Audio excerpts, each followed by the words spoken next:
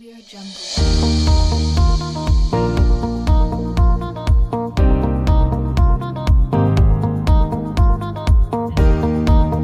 Audio Jungle. Hola familia Cuidarte, les doy la bienvenida a la capacitación de hemofilia. Audio Jungle.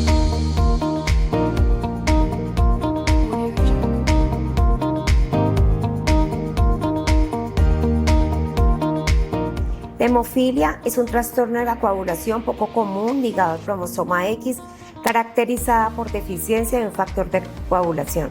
En caso de hemofilia A, hay una deficiencia del factor 8 y en la hemofilia B, una deficiencia del factor 9. Generalmente solo afecta a varones que heredan un cromosoma X materno afectado. En las mujeres con hemofilia son poco comunes y toda mujer que tenga un nivel de factor por debajo de 40 unidades por decilitro se diagnostica como hemofilia.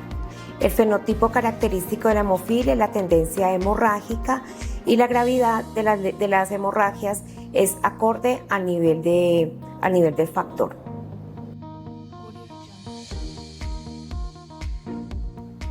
En cuanto a la tendencia de casos prevalentes de coagulopatías en Colombia, para el 31 de enero del 2025 cerramos con 6.948 casos de coagulopatías, de los cuales 2.773 son de enfermedad von Willebrand, 2.697 de hemofilia A, 572 de hemofilia B, 558 de otras coagulopatías raras y 348 casos de mujeres portadoras de hemofilia.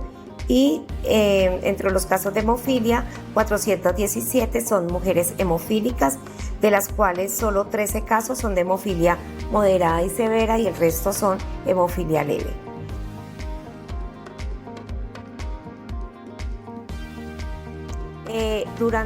Como ya sabemos, esta coagulopatía, hay un proceso alterado de la coagulación. Cuando una persona sangra, una persona sana, lo primero que se produce es una vasoconstricción y se activan todos los factores de coagulación junto con las plaquetas para formar un coágulo de buena calidad y evitar que el sangrado persista. Pero en los pacientes que tienen hemofilia, como hay una disminución o ausencia de uno de los factores de coagulación, esta cascada no se va a activar y pues el coágulo que se va a producir es de mala calidad, persistiendo el sangrado.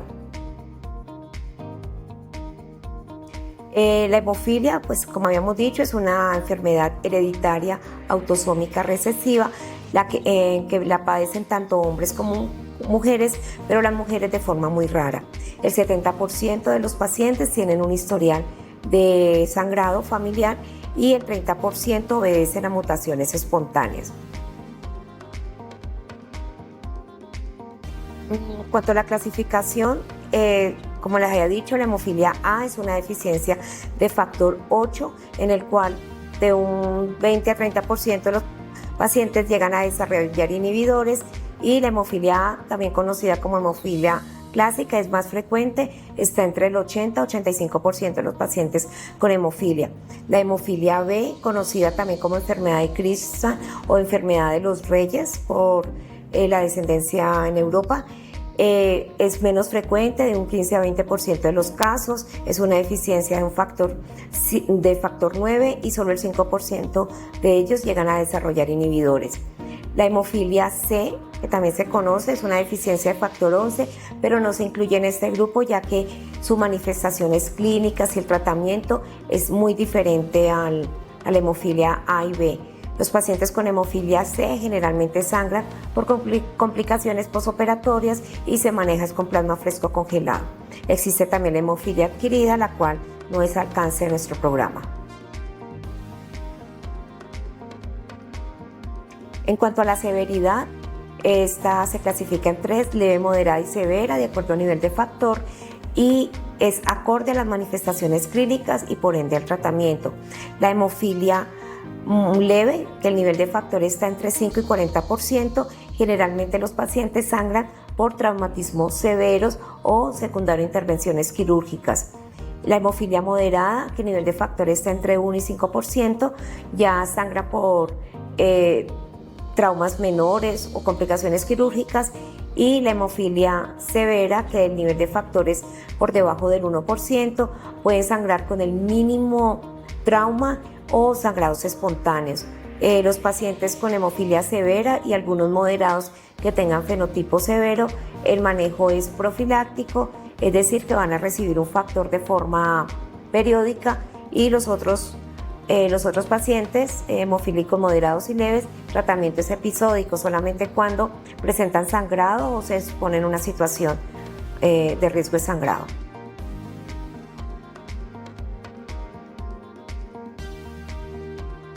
En cuanto al diagnóstico, este puede ser clínico y ya confirmar con laboratorio.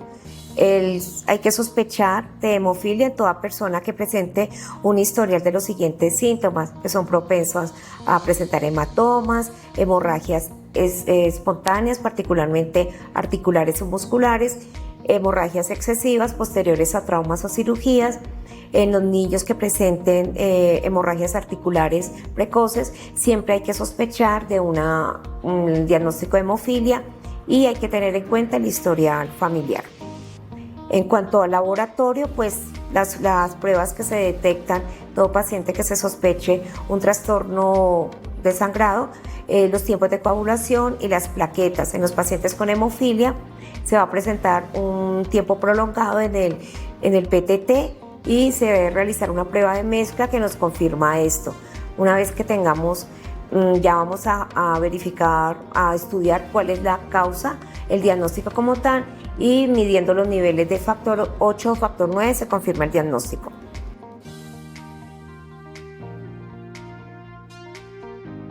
En cuanto a las manifestaciones clínicas en hemofilia, cualquier parte del cuerpo está expuesto a sangrados, pero los clasificamos en dos grupos: sangrados graves y sangrados que ponen en peligro la vida del paciente.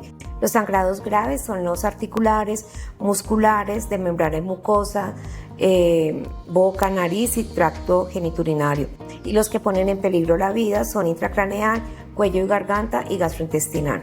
En cuanto a la frecuencia, entre un 70 y un 80% de los sangrados de los pacientes hemofílicos son articulares, a lo que llamamos hemartrosis, un 10 a 20% musculares, un 5 a 10% hemorragias mayores, y menos del 5% corresponden a sangrados en el sistema nervioso central.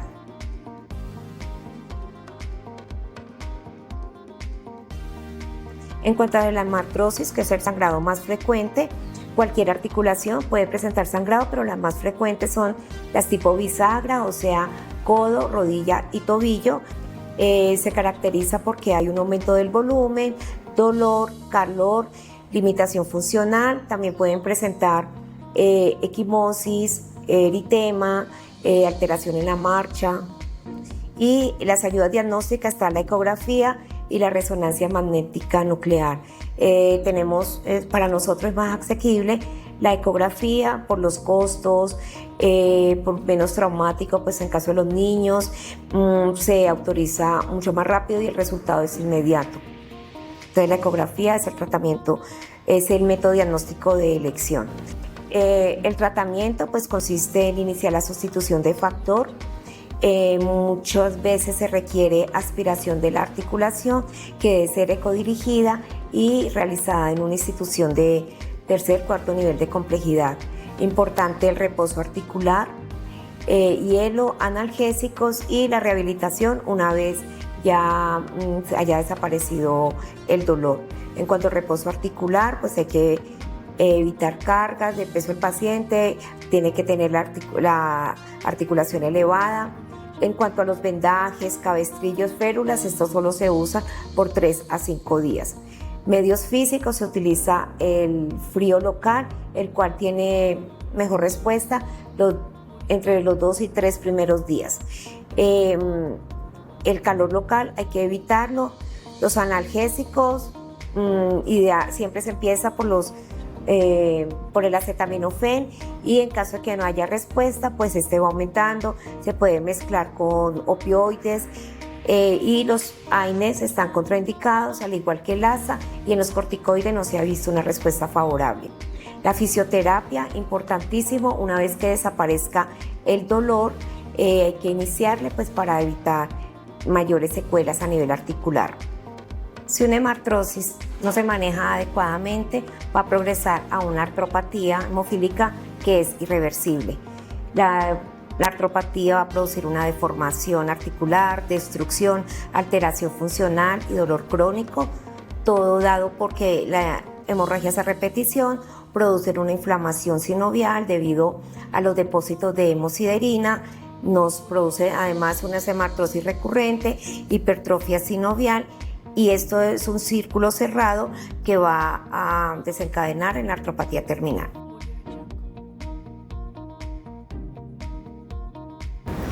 Otra manifestación de sangrado son los hematomas.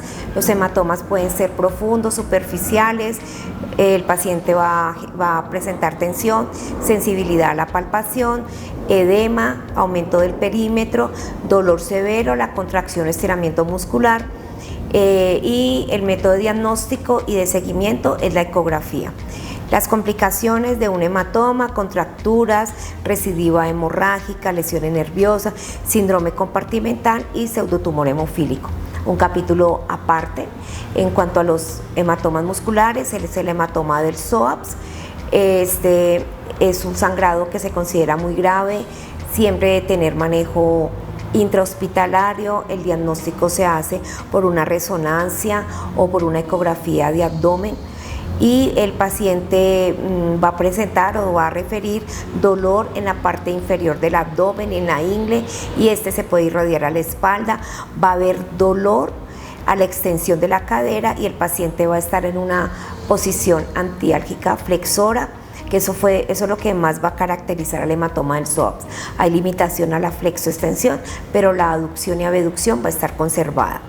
En cuanto al examen físico, el compromiso nervioso, se puede presentar una pérdida del reflejo del tendón rotuliano y debilidad del cuádriceps, también lo que nos puede llevar a una atrofia muscular.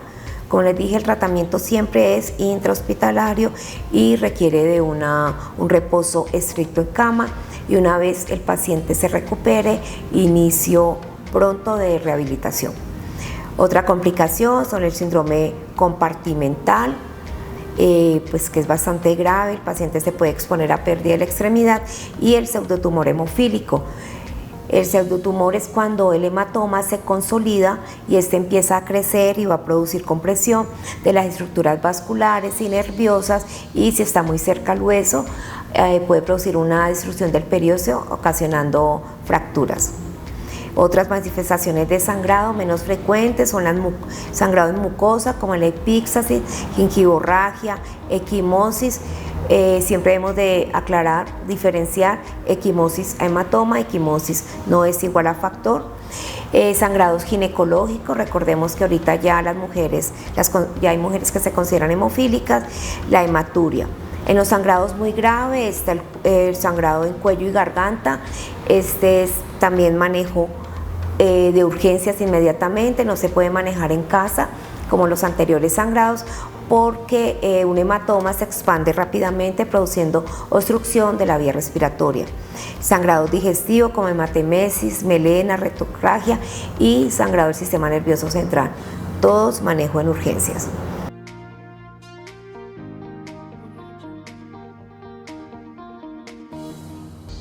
Y la principal complicación de un paciente con hemofilia es la presencia de inhibidores. Los inhibidores son aloanticuerpos exógenos de factor de coagulación 8 o 9 que neutralizan la actividad del concentrado de factor de coagulación. Se presenta más frecuente en los hemofílicos severos y en los hemofílicos tipo A, y nos produce un gran reto en el control de los sangrados. Esos se clasifican el nivel normal de los inhibidores.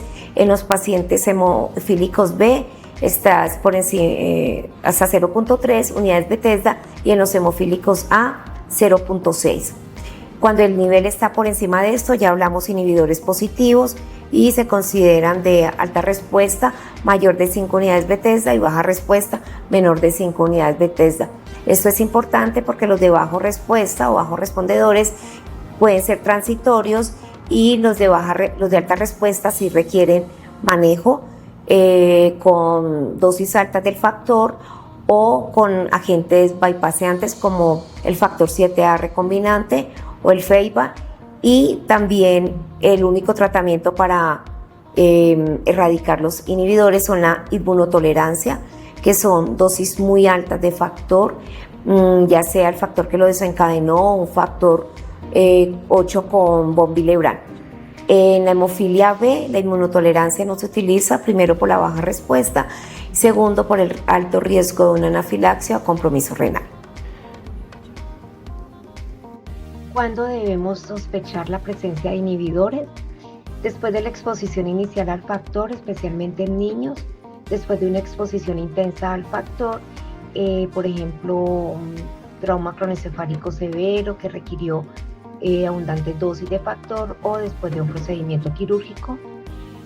Cuando hay hemorragias recurrentes, a pesar de la terapia de reemplazo, cuando no hay una respuesta adecuada a la terapia de reemplazo, cuando la recuperación del factor o la vida media sean menores a las esperadas, cuando hay una respuesta clínica o de laboratorio subóptima a la terapia de reemplazo antes de cualquier procedimiento quirúrgico, y cuando hay una respuesta postoperatoria subóptima a la terapia de reemplazo con concentrado de factor. En estos casos debemos de solicitar nuevos niveles o nuevos títulos de inhibidores. En cuanto al tratamiento para hemofilia, pues si el paciente tiene una deficiencia de factor, lo ideal es aplicar el factor que está deficiente. Existen dos grandes grupos de tratamiento, que es la episódica y tratamiento profiláctico. La episódica es cuando le manejamos el sangrado de un paciente, o en los leves y moderados cuando el paciente se va a exponer a una situación de riesgo que puede generar sangrado, como un procedimiento quirúrgico. Y en cuanto a la profilaxis, sí es la aplicación regular del factor, que puede ser primaria, secundaria y terciaria. Existen otros medicamentos para el manejo de los sangrados, que son los antifibrinolíticos. En este caso en Colombia manejamos el ácido tranexámico y la desmopresina. Existen medicamentos que están contraindicados en los pacientes hemofílicos, que son los AINES, y algunos medicamentos que son homeopáticos, como los concentrados de ajo, de jengibre y el ginkgo biloba. En los factores 8 y 9 contamos con moléculas recombinantes y derivados plasmáticos del factor 8 y 9. Y para los pacientes que presentan inhibidores, se utiliza el complejo antiinhibitorio y el factor 7A recombinante activado. Hay otra molécula nueva, que es el anticuerpo monoclonal. No es factor 8, pero se comporta como factor 8. Antes utilizábamos hemocomponentes como el plasma fresco congelado, crioprecipitado. Se necesitaban muchas dosis para obtener un nivel de factor óptimo, y los pacientes se arriesgaban a reacciones anafilácticas y a infecciones virales como por el VIH, hepatitis C, hepatitis B. Ya no se están utilizando. Estos factores de coagulación también se dividen en factores de vida media estándar y factores de vida media extendida. En los de vida media extendida se les adiciona una pegilación o una fracción de proteína, de albúmina, que permite que el factor esté por más tiempo entre el organismo, y pues estamos mejorando la calidad de vida del paciente porque van a ser dosis más espaciadas. Estamos también ya a nivel mundial la terapia génica, pero pues es demasiado costosa, pero ya pronto va a estar en el mercado. El tratamiento profiláctico, como les había dicho, se divide en tres grandes grupos: primaria, secundaria y terciaria. Profilaxis primaria se inicia generalmente en los niños cuando máximo después de haber presentado el primer sangrado articular. Profilaxis secundaria es cuando el paciente ya ha presentado más de un sangrado articular, pero no ha desarrollado artropatía. Y la profilaxis terciaria, que la mayoría de nuestros pacientes adultos, que cuando se inicia la profilaxis ya hay un daño articular instaurado. Nos basamos para una mejor respuesta, para personalizar la profilaxis, con la farmacocinética, en el cual se toman diferentes niveles de factor antes y después de la aplicación para ver cuál es el comportamiento, y pues así damos una profilaxis personalizada, teniendo en cuenta además el fenotipo de sangrado, el antecedente de inhibidores, la actividad física del paciente. No es lo mismo un paciente que está en reposo a un deportista. Entonces la dosis de la profilaxis van a ser diferentes. El ácido tranexámico, que es otra opción de tratamiento, se utiliza en pacientes con hemofilia leve y en pacientes con sangrados en mucosas. Y en mujeres para el control del sangrado ginecológico. Se contraindica en pacientes que presenten hematuria, un trauma craneoencefálico, que tengan hemotoras, trombofilia o antecedentes de trombosis o alergia. Gracias por su atención, nos veremos en una próxima oportunidad.